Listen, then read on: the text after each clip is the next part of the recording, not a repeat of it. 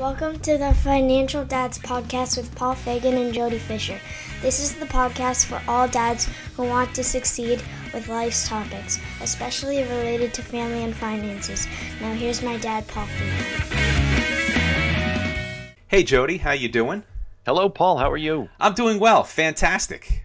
Just as a side note, this is our 45th episode. Can't believe it. It's absolutely crazy.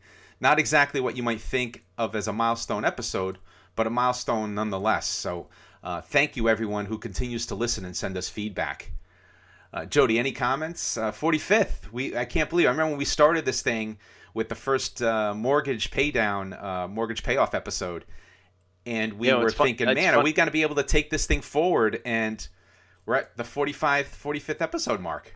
Yeah, it's funny. I listened back to that one, and oof, that was a rough one.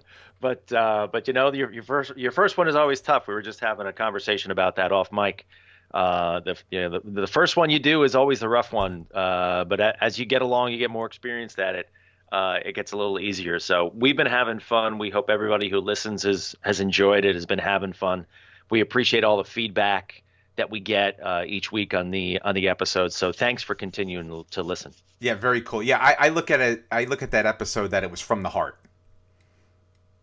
Absolutely, and you start with what you know, right? You start with what you know. Yeah, so I think we've come a long way, and hopefully, I think the quality of everything. I remember the first, at least 6 episodes, we always had sound issues. We finally got the sound problem, I think, licked for the most part. We used to have, those of you out there, good friends of mine would email me back saying, hey, Paul, we can't hear Jody, or hey, Paul, we couldn't hear you this week. So thanks to everybody for helping us with this craft, making it happen. And we look forward to continuing our podcasting with you guys. So we appreciate it. So we just completed week 4 of the coronavirus quarantine.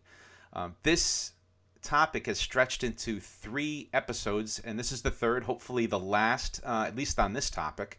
So it was an interesting... Well, you never know. You never really know. That's true. That's true. Now that I've said it, I threw a hex on top of it. But yeah, it's been interesting, right? So I'm still working from home. My wife is still working from home. The kids are still working, doing their schoolwork from home. I do the occasional food shopping. Seems like food shopping has gotten to be more of a chore now. They're restricting people on the amount of people that could be at the store at once, so there's lines. So I think it's going to get worse before it gets better. A personal note, my son turned 16 this past week. On Sunday, we had a video call and got his friends on a video call. We surprised him with that, so that was pretty cool. So we had a few gifts that he wanted. New set of headphones for his gaming PC and his Xbox. So he was in good spirits. We cooked his favorite dinner. So it all worked out well. So, and just looking for new ways to adapt, right? So to this lifestyle. Made a few more purchases, probably more than I should. We refreshed the patio as well this past week.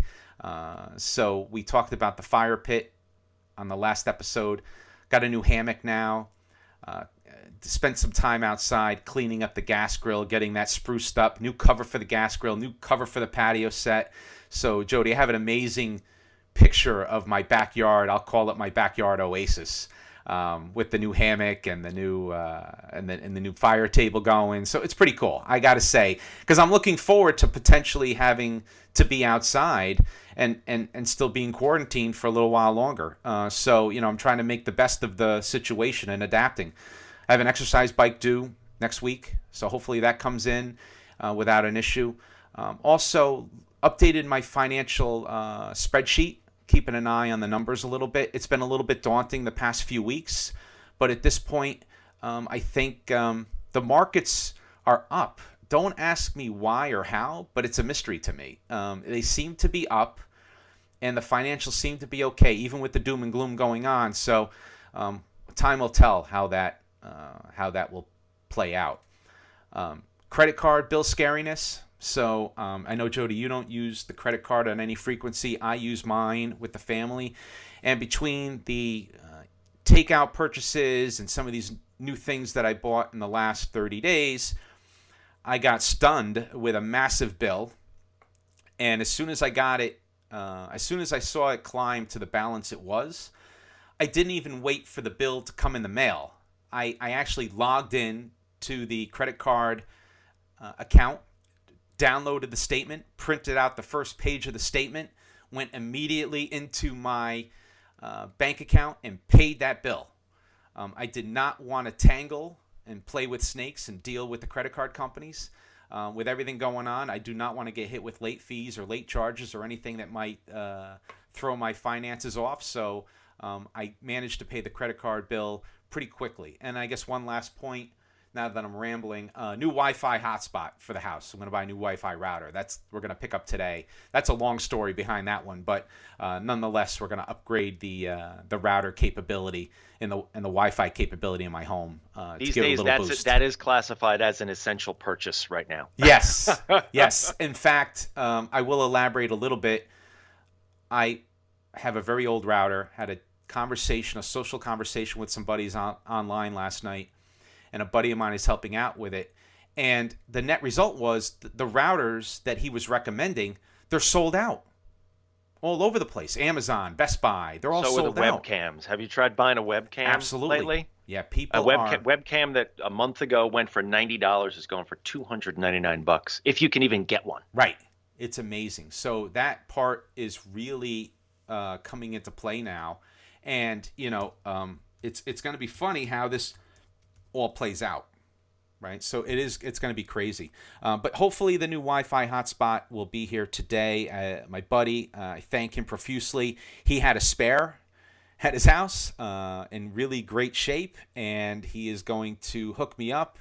And I'm very grateful and thankful. So thank you to him. I won't mention his name, but thank you very much. Hopefully I'll have some nice boosted Wi-Fi by the end of this evening of this recording of the podcast. So Jody, I rambled incessantly. I'm sure people have already turned us off. But how was your week? I'll let you have a word in edgewise. The week went well, Paul, and it's good getting an update from you.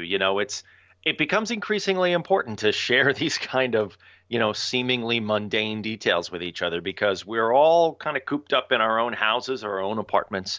We may talk and interact a little bit, but we don't see each other and don't spend time with each other in the way that we did even just 30 or 45 days ago. So, hearing those updates and sort of it's refreshingly human. So it's great to hear how your week went. Mine was similar.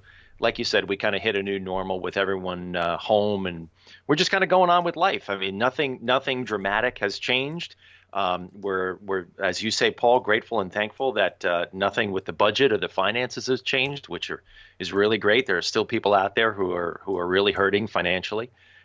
We continue to keep on keeping on with our budget, which includes putting aside money for service people, things like cleaning services and haircuts and nails and stuff. All those people who aren't allowed to work right now, we're still taking that money that was in the budget, setting it aside in an envelope, and we have every intention of giving that money to those service people when we next see them, whenever that is, because we believe really strongly that they should not suffer, they should not lose money because of something that was completely out of their control like this.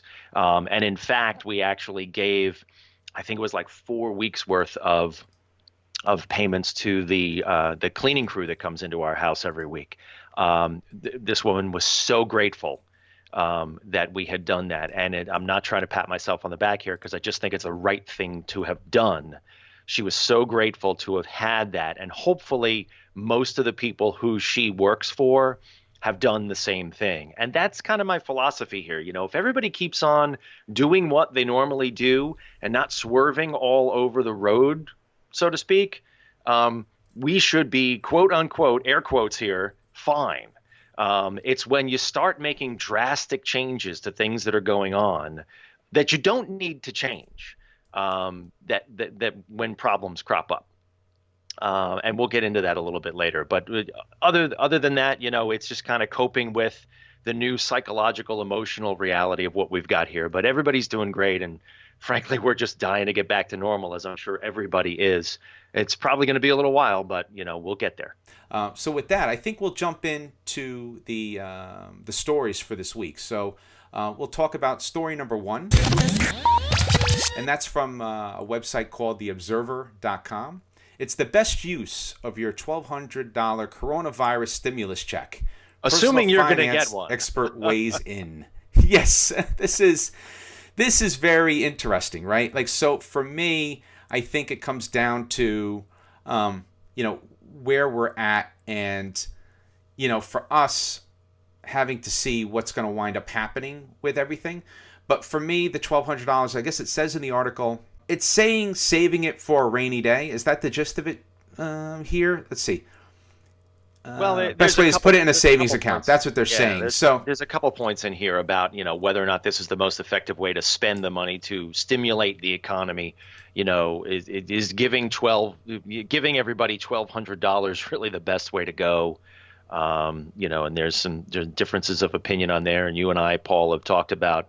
I mean, I don't think this is such a great idea. From a philosophical perspective, from an economic perspective. I mean, and again, I come down to, if $1,200 is going to make a difference in your life right now, I hope you get it. That's great. I don't think in the broader sense that this is very smart. And I think this $2 trillion stimulus bill is a bank heist in broad daylight, just like 2008 was. When all the Wall Street firms got money for, got money for bonuses and stock buybacks under the guise of propping up the banks. They propped up the banks real good, and everybody else got screwed. So this is going to be a repeat of that, and you're going to get a bunch of CEOs and a bunch of millionaires and billionaires who get tons of cash, and we're supposed to all feel good about our $1,200. I love it. I love the commentary. Yeah, I think at this point, if I were to receive this check, whether I get it or not, I think what I would do with the money is put it aside. I think that would be my inkling, because I at this point, I'm thankful and grateful I could do that. For those of you who have bills to pay, make sure your prioritization is correct when you're paying that, using that $1,200. To me, if you have a choice between eating and paying your credit card, spend the $1,200 on 2 months worth of food, right? Whatever it takes. I would focus that $1,200 on food. In fact, my personal opinion when I saw this $1,200 was maybe this should have been some sort of food credit. This should have been something that would have been more fundamental in play, that would have put a direct impact to stimulating the economy in terms of focusing the dollars towards grocery, focusing the dollars towards a number of specific spend types, whether it's food or shelter, whatever that is, and not just send me a check and I could spend it on cigarettes and beer kind of thing. And I don't smoke anymore. But anyway, that's for another podcast. The reality is that for $1,200, it's not a lot of money. It may be for some, but in the grand scheme of things, it's probably not a lot. And it's not going to change your life tremendously, but if it does, that's great. That's great. So I think with that, Jody, we'll jump to the next story, and that's 6 coronavirus fighting tips for your finances, and it's from the Sentinel website. And once again, another interesting read where it talks about, what you should be doing in terms of making sure your finances are in order in the time of coronavirus. So it talks about filing your taxes electronically so you can get your money direct deposited, adjust your withholdings to reduce next year's refund, cancel any recurring charges for subscriptions you don't need, right? Redirect extra cash towards topping off your emergency fund, and consider taking your dividend payments as cash, and keep your eye on investments balance sheets. So I think they're all things we've been talking about, and I guess the general gist of the story is sometimes a good defense is the best offense. Jody, what was your take on this story? Yeah, this is a good story. Absolutely. Some really practical tips, and you can read through them when you click through on the Facebook page. I'm just going to call out again, because here I go with my political conspiracy theories, but I'm betting the farm that I'm absolutely right here. Your $1,200 stimulus check is going to be based on your 2019 tax refund. How many people, raise your hands, have filed their 2019 taxes? I did. That's because I'm OCD. Mm-hmm. Paul, I think you did. Yeah, I did. Right. Yep. How many absolutely. people filed their taxes before March 1? Not a lot. Not a lot. That's how you're going to get your stimulus check. I'm going to leave it right there. Yeah, that's an interesting observation that a lot of people are probably not catching. So yeah, it is very interesting. I think that some of the call outs that we were talking about here, especially the subscriptions, we talked about that at the beginning of the podcast. And what they mean genuinely is if you really weren't using it before COVID, you probably should cancel it. It's a good time to review subscriptions. So if you weren't going to the gym for 2 years and now you want to cancel it, I think that's okay. If you stopped going to the gym when your gym closed and you're a regular member and now you want to cancel, I'd rethink that. And like you said, Jody, paying it forward, even if it's a big company, hopefully you do the right thing, you get the right thing in return. So that's my thought on it anyway. So the third story, I don't know why, we always wind up gravitating, I think this is the more than once or twice, the Montana Standard. I don't know how we come across these, but it's how to live off your emergency fund. So this I thought was very interesting. With the jobs report coming out, where many jobs have been cut across America, millions of people who are going to be out of work because of coronavirus. How do you live off that emergency fund? So you've been smart enough to have your emergency fund. What do you do now? How do you deal with that, right? So it has some great tips in here around contact your creditors. Once again, cancel all non-essential subscriptions. So if you're in that type of mode, then you have to really figure out how you're going to deal with these subscriptions. And if you can't afford to pay for certain gym memberships and stuff, even if you want to keep them, you may have to cancel them. If you're on your emergency fund, you're out of a job right now. So something to think about. Make sure your healthcare plan is in order. So, make sure you have coverage in COBRA or healthcare.gov, whatever it takes. If your job is ended and you need to extend that coverage, make sure you have it extended. This was a good one. Never thought of. Eat Simply. And that is around making sure you have good, wholesome food that won't break the bank, and focus on the nutritional aspects and really make sure that you're doing the right thing when it comes to your food shopping. Reset your thermostat. So lowering the thermostat, putting on a sweater. I know that sounds pretty simple, but I guess you could save a lot of money in terms of heating, in terms of heating your house. And then leaning on the free entertainment. They were talking about and find enjoyment in cleaning closets, garages, and basements. I thought that was a great line in there. But they're Jody, talking about me, Paul. They're talking about me. Well, I did my patio, right? I got a little joy out of cleaning off my patio last week. So I guess I could relate to a degree on what they're talking about. So, Jody, what's your take when it comes to this third story? This is a great story, and it's good advice now, and it's good advice in general, right? These are habits that if you haven't developed them, take the time now, sort of in an emergency environment, if you need to cut back on things or change some habits, take the time now to develop these habits and then continue them on. All these are things you should be practicing all the time, not just in a crisis. So I think this is great. We've done a couple of these things too. I've gone down the list of the subscriptions and, wow, do I really need those 8 streaming services? Oh, okay, I can cut back there a little bit. And it's not a lot of money, but it's not spending money that you don't need to spend. And I think that's the thing. The one thing that I will take issue here with, and this is just a personal philosophy about number 4, eat simply. I think it's a good habit. But we also have a rule in our house where the one thing you don't skimp money on is food. Good food is good for you, and it's fun. Just last night we splurged. Friday night is takeout night in our house, and we're taping this on a Saturday morning. And so we get to choose as a family. Okay, what's our eat out for tonight? And it's any number of things that are here in our local neighborhood. Last night we had barbecue. We went to a barbecue place and we picked up, you call in, you pay for it over online, and they deliver, they put it right in your car for you. And we had a great time, right? But it was something that we normally don't have. So we do, not that we splurge, but that we don't mind spending money on food in the way that we probably try to save money in other places. But this is a great article. Check it out. I think with that, we'll close out the news stories, and we'll jump into the weekly topics, right? So it's a continuation of the coronavirus financial planning and preparedness, and we're in part 3. So we're going to just jump right into the topics at hand. So the first one we're going to pick up from last week was multiple communications to convert term and whole life insurance. This was interesting.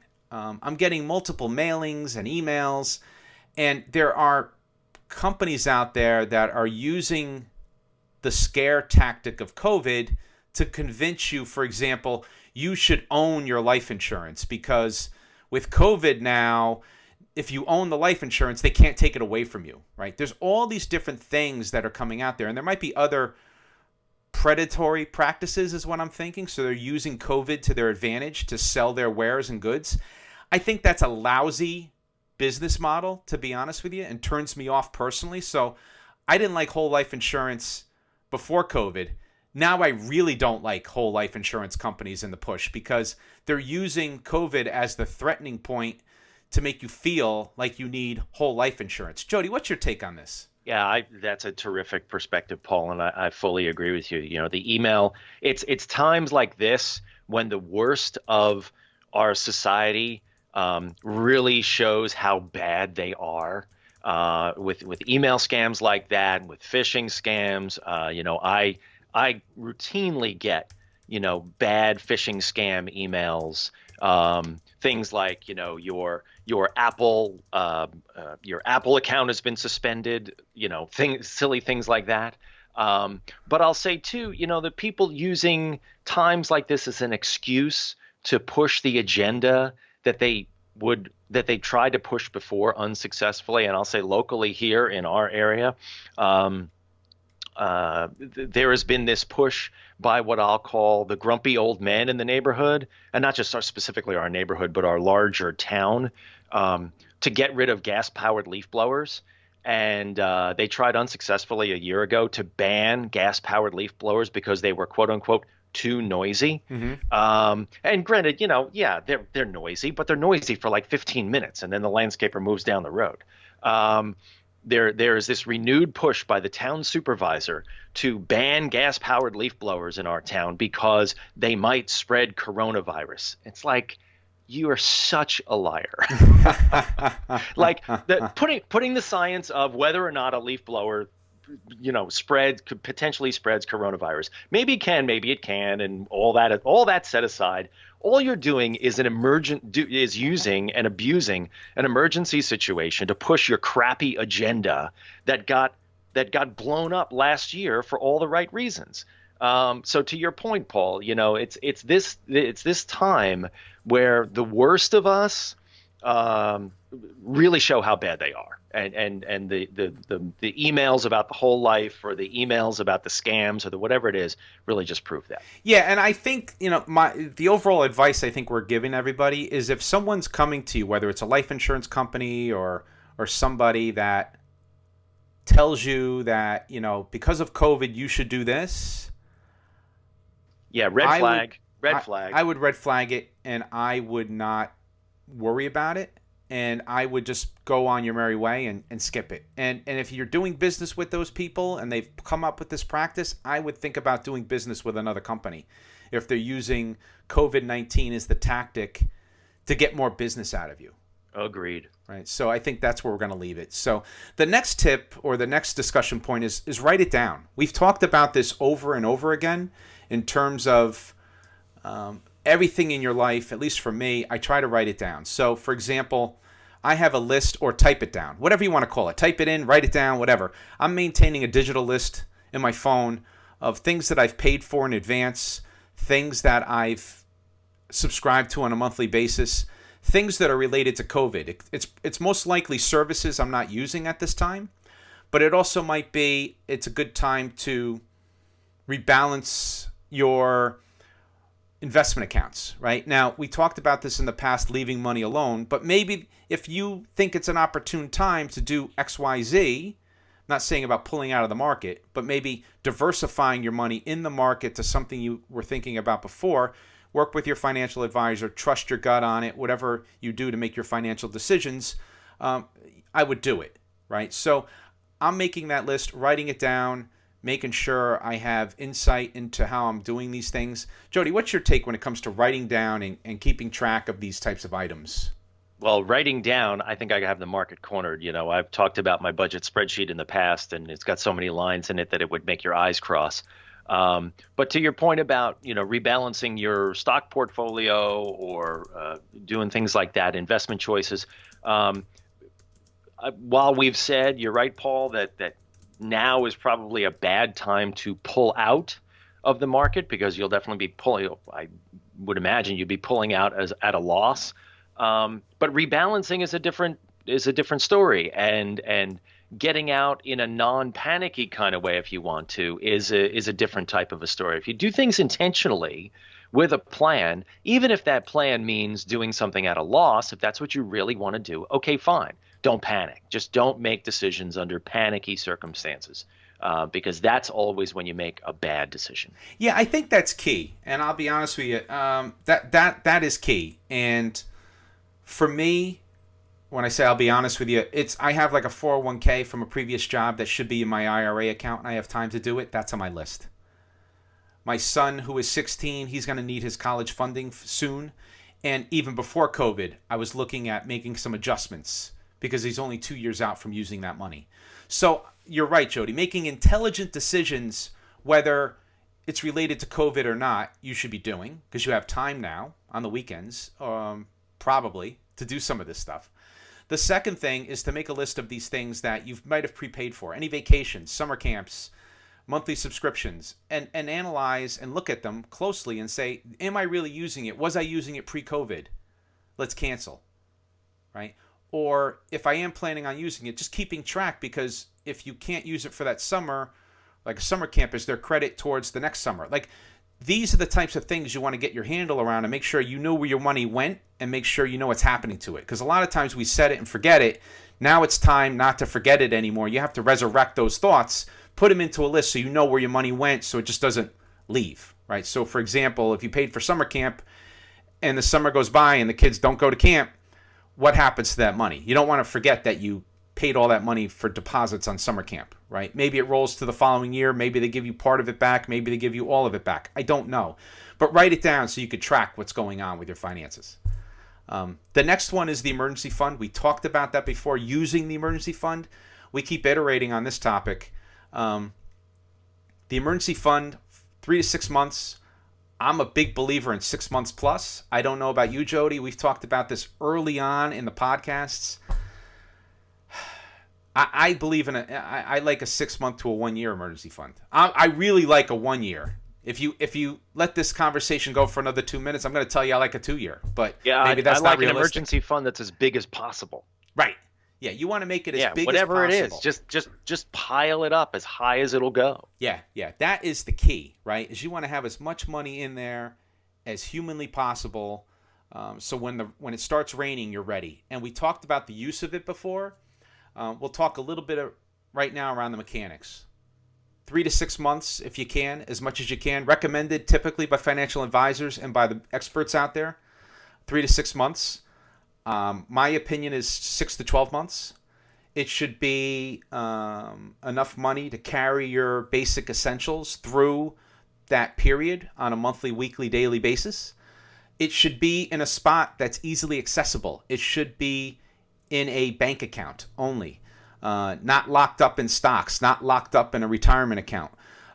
You want to make sure it's not a home equity line or a credit card. People are learning those lessons the hard way. Their emergency fund, they figured, I'll just put it on the credit card. So there's a lot of different ways to really make sure that your emergency fund is well protected and in order. So in short, for me anyway, Jody, 6 to 12 month emergency fund is my standard. Keeping it in cash in a bank account is my standard.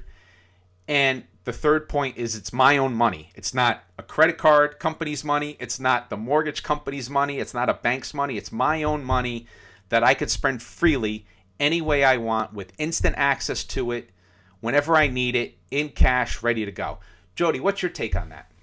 100% agreed. And that is one of the many things that have helped me sleep very soundly in the last 30 days is knowing that I have a small pile of cash sitting in a savings account that I can use whenever I need to use it, and I haven't had to dip into it, thankfully. But being able to look at that, and that's on the budget spreadsheet along with all the other savings accounts and the checking accounts and everything else, where the money is, where it's coming in, where it's going out, where it gets piled up, it's let me sleep very, very soundly in the last 30 days, and I have not lost any sleep, at least due to finances. And that's what I think that's my wish for everybody, what everybody should have.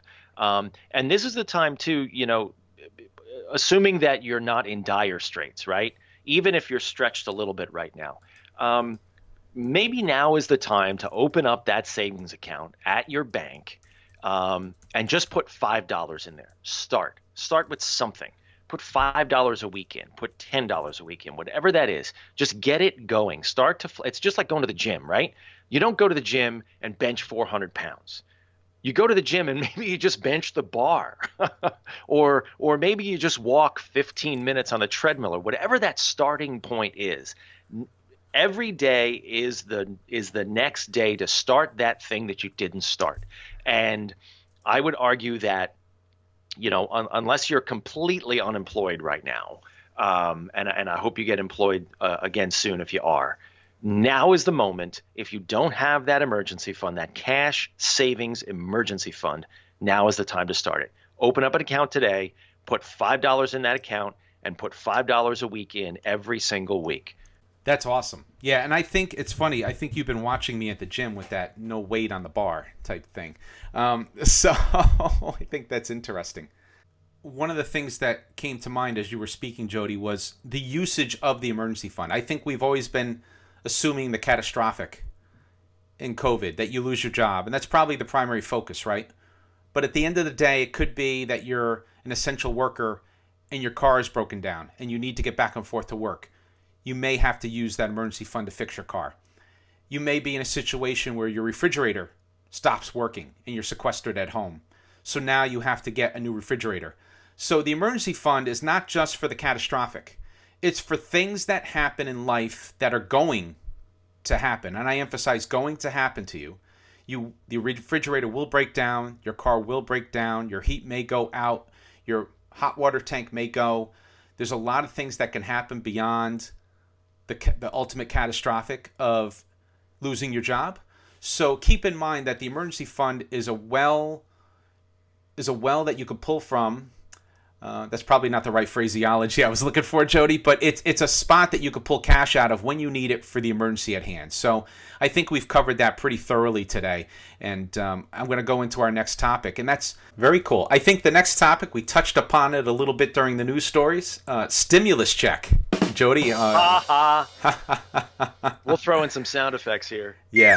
No, it is pretty amazing. I think if you listen to the last couple of podcasts, we've been very boisterous on what our thoughts are on the stimulus check. But once again, I go to the sign that sits over my desk that's on a video clip that is on the Facebook page, so you can go check it out.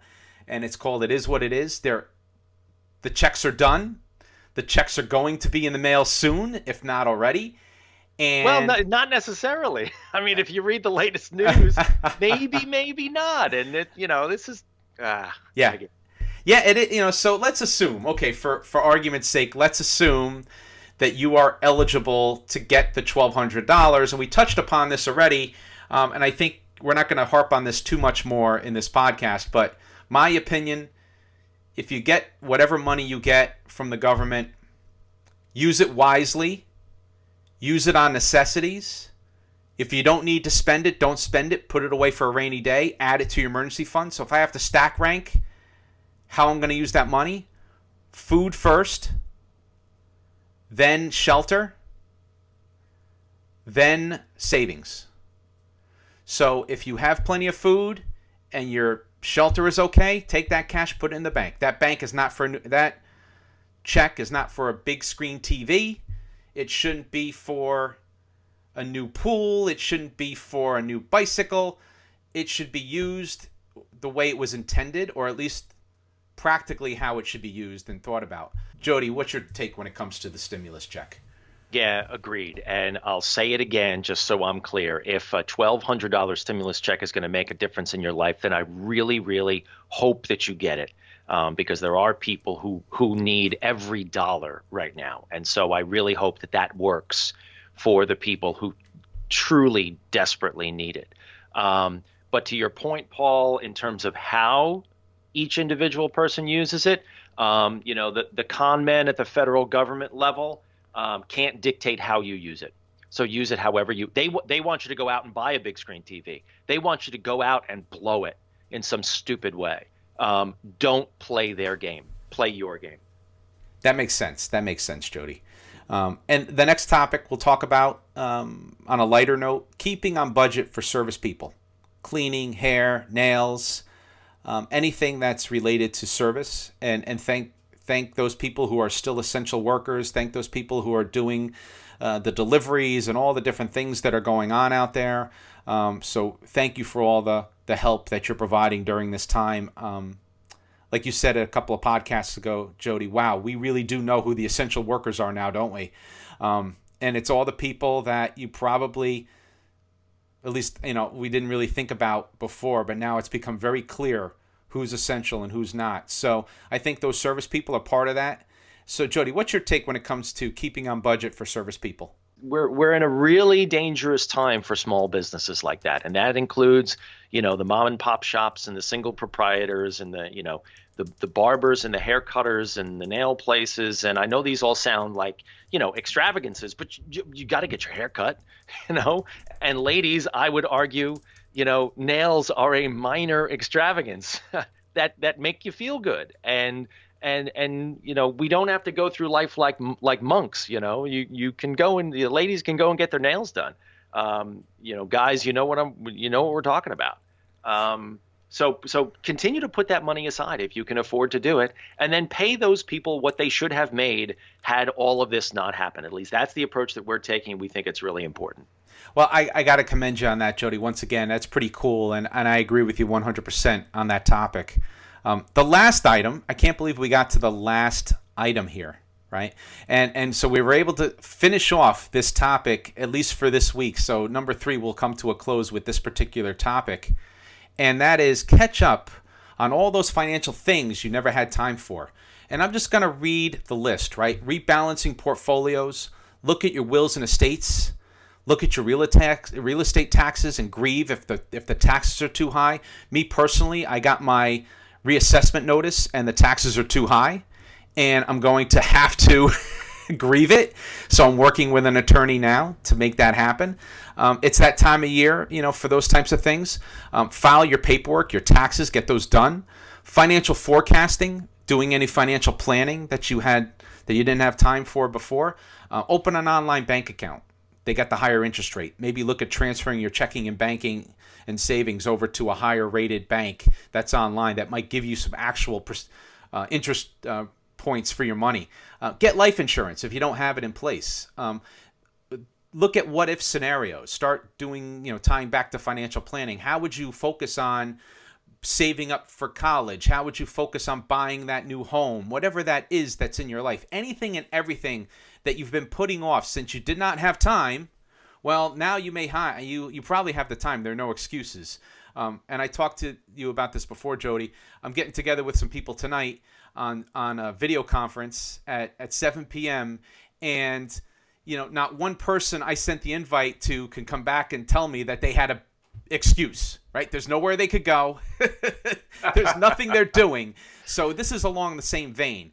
If you've been putting off some of these financial mundane tasks, please make sure that you dust off that list, you dust off the paperwork, you dust off those tasks, and start to dig in and get some of these financial things done and get your life in order. Jody, what's your take when it comes to catching up on financial things? Yeah, I think it's a great time. And, being forced to work from being forced to work from home here, I've pulled the trigger on doing a little bit of a small renovation here in my garage where I tape this podcast, where I've been working all week. And it's just one of those things that I never wanted to, never got around to and didn't want to spend the money on. But you know what? I'm here, and I'm here for, a while. So made that investment, and looking around, the garage looks just a little bit neater and a little more functional right now. But yeah, use the time. If you've got the time, use the time. Make some of those things happen that you've wanted to happen that haven't happened. Make them happen now. Perfect. Yeah, Jody, so we got through all the topics. So if you listen back to our podcast, this will be the third installment of the Coronavirus Financial Planning and Preparedness, part number 3. So we're going to finish with that topic, and we're going to jump into the recap. So as I said in the past weeks, take a deep breath, try to relax and not worry, and just let your planning and knowledge give you some form of comfort. It's the only way to maintain both your personal and financial sanity is acceptance. It is what it is, and the sooner you realize this, the better. You have to accept the good with the bad and hope that the only things that are going to happen going forward is hopefully it starts to look up, right? So once you hit absolute bottom, the only way is to go up. So I think from a corona perspective, hopefully the country is getting through that phase where we're going to see a peak in people getting infected. It'll start to come down. So hopefully this will all start turning around, and that should go for your financials as well, right? So just hang tight, stay the course, and make sure that you're keeping a good eye on your financial picture. But once again, ask me in another month, Jody, and in the end of May's podcast. Maybe I'll have a different recap. But right now, I would say take a deep breath, try to relax and not worry. Jody, what's your advice?